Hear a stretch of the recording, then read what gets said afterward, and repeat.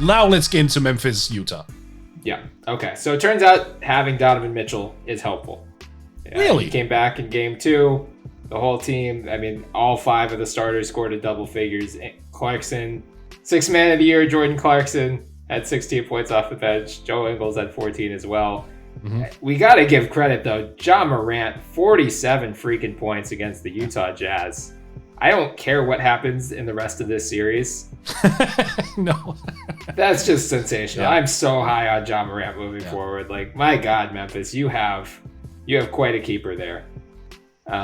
I've been waiting for this, to be honest with you, because like you and I talked about, it seemed like he had moments in the regular season where he played just a little bit more timid, maybe, or was a little bit more not quite passive or anything, but like it felt like he left shots on the floor every single night that he could easily take and convert it as well, because he's just that good at consistently getting into the to the paint and like creating his own shot off the dribble in whatever capacity.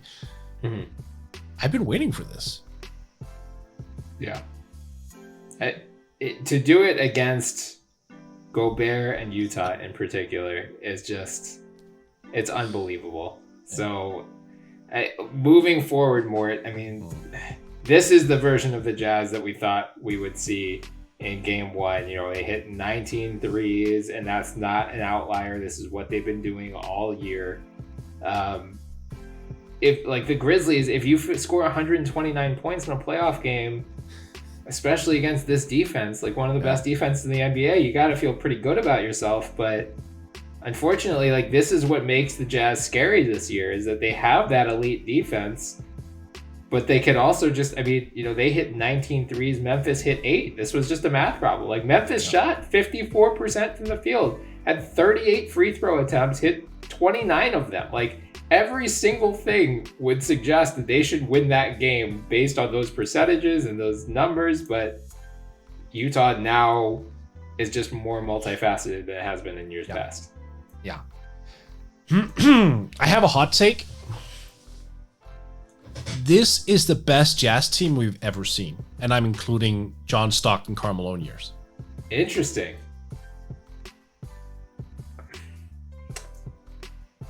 Are you saying that because they're so well balanced? Yeah. I understand. I am fully recognizing that they don't have the two individual talents to the same extent necessarily. Mm-hmm. Although, and this is where it might get a little bit more hot takey, I think Gobert's defense is that good. And I think Karl Malone's over a pretty significant portion of his career was kind of overrated as a defender. He made all NBA defensive teams where I was like, really? Because I watched a lot of 90s basketball. And comparing that to what I see now, especially just the defensive advancements we're seeing in the NBA nowadays, I mean, I would argue overall that Gobert might be a more influential player overall, just in terms of the raw impact that he has on a team, than a guy like Karl Malone.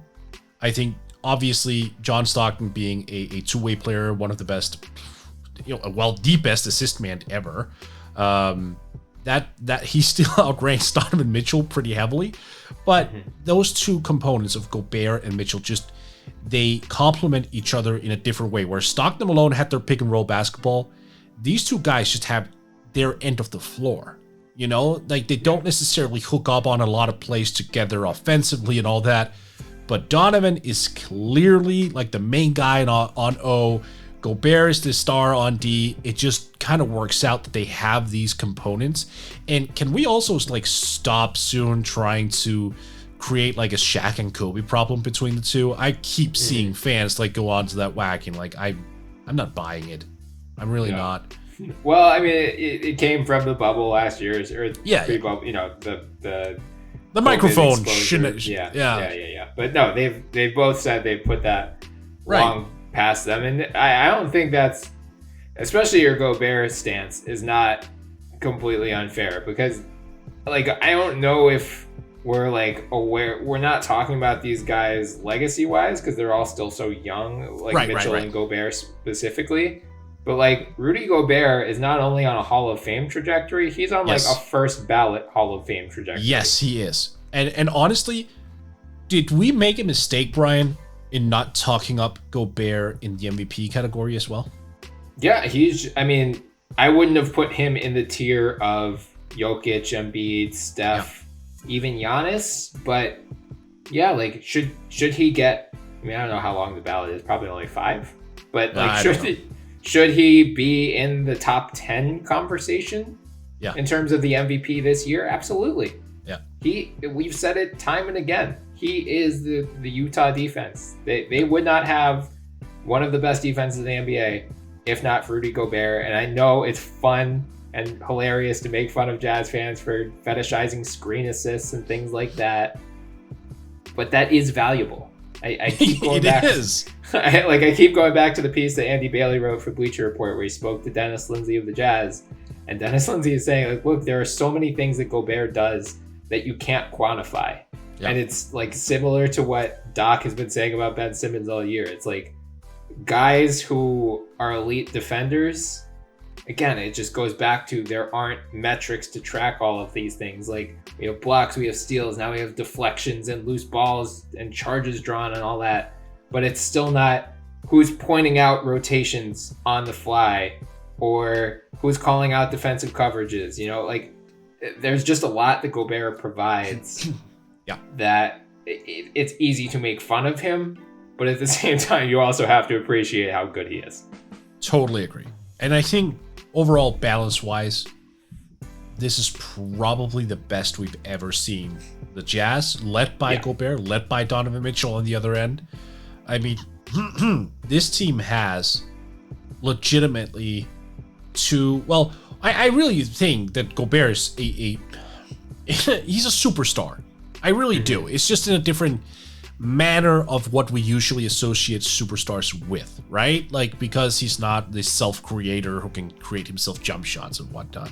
And then you have Donovan Mitchell, who's like an all-star caliber talent, who is like on the bubble maybe of a superstar player. But then you have Bogdanovich, Conley, Clarkson, Ingles, Favors, O'Neal, Niang. Like, you have all these guys coming in, providing depth, defense, shooting, specialty play, additional passing. This Jazz team, man, is so damn good that if it doesn't make the finals, I would consider it a great, great disappointment on their behalf.